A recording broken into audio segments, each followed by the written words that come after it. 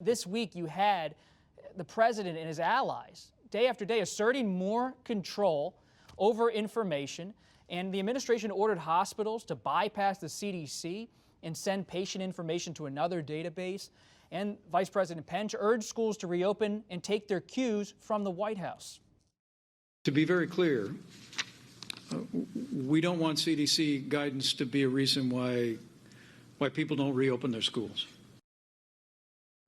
And Dr. Anthony Fauci was attacked in a USA Today op-ed by Peter Navarro, one of the president's trade advisors. Fauci responded in an interview with The Atlantic.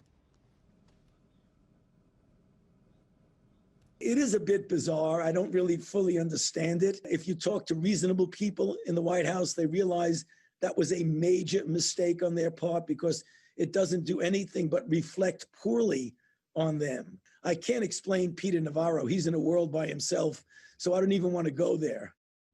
Jonathan, I know you want to jump in.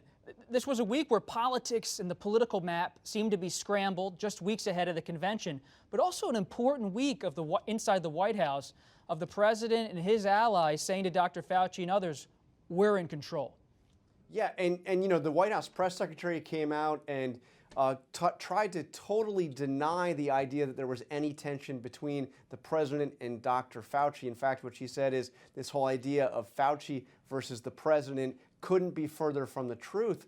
And she went out and said that as Navarro was writing that op-ed, it would appear the next day. But even before she came out and said that, Dan Scavino, who outranks the press secretary, deputy chief of staff for communications, one of the top 2 or 3 closest advisors to the president in that White House, posted a cartoon mocking Fauci on his Facebook page, a rather crude, a cartoon. And the president himself has repeatedly said that areas where Fauci was wrong. The White House was distributing bullet points saying, listing things that Fauci had said over the course of the last several months that they said turned out to be wrong.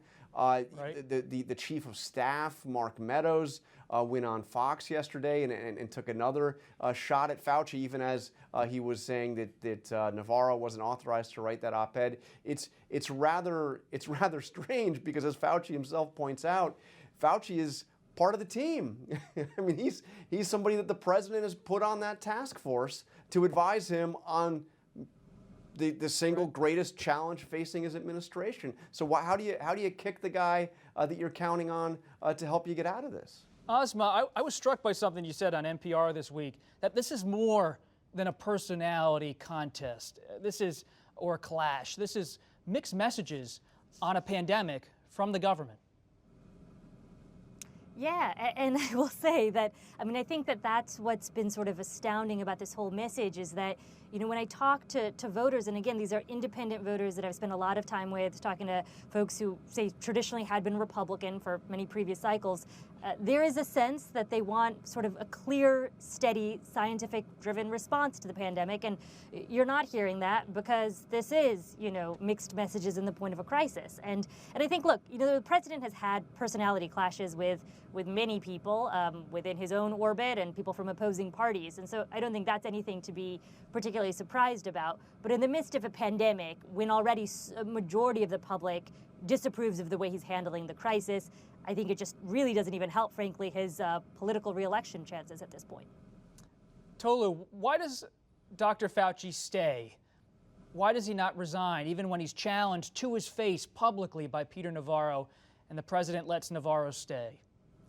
Yeah, we have to remember that Dr. Fauci was here long before President Trump and his administration got here, and he likely, even though he's 79 years old, he likely will stay for quite a while, because he said in interviews this week that he feels like he's effective, he feels like he's good at his job, he feels like the country needs his expertise at this moment, and he does not get flustered by some of the attacks, some of the political attacks. He's kind of known as a straight shooter. He lets some of these things roll off of his back, and he's willing to kind of look the public in the face and say, this is the truth, this is the science, this is what you need to do. And there aren't that many voices around President Trump who are willing to say things like that if they contradict the president. And I think Fauci believes that his expertise and his willingness to be a straight shooter is needed all the more in the age of Trump, where you have so many people around the president who are excusing some of his language or trying to, shade some of his language so that it sounds better than it actually is.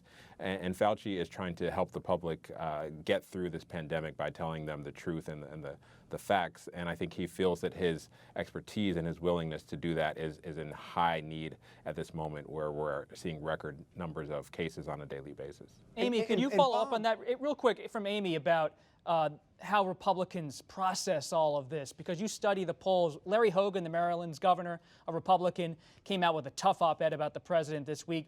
But do you believe other Republicans will start to crack in the coming weeks and months as the polling slides, perhaps, and the president continues to assert independence from his own officials? Yeah, I have yet to find one Republican, even those who defend the president on so many other things, who think that picking a fight with Anthony Fauci, who, by the way, has approval rating somewhere in the 60s, was a good idea. That said, if you are a candidate for Congress, you're down ballot, you are really in a jam with this president, because making a break with him obviously comes with some cost. This is a president who doesn't like to see members of his own party contradict him publicly, and will come out and chastise those people and will really hurt those candidates with the kind of voters they need in the Republican base. So what I think you're going to see instead are, and we're starting to see this already, Republicans in these blue or purple states really driving home messages about how they're bringing things back to the state, which is why it's so important, Toluse brought this up, to get a package, a really serious package that those members of Congress can talk about when they're on the campaign trail, so they don't have to talk about Donald Trump. Jonathan, you're a TV guy. You have about 20 seconds. Well, the thing with Fauci, Amy mentions his high approval ratings. You would think that would be a good thing for the Trump White House, but that actually irritates the president. He tracks those poll ratings, and he does not like the idea that Dr. Anthony Fauci has higher poll ratings, higher approval ratings than he does.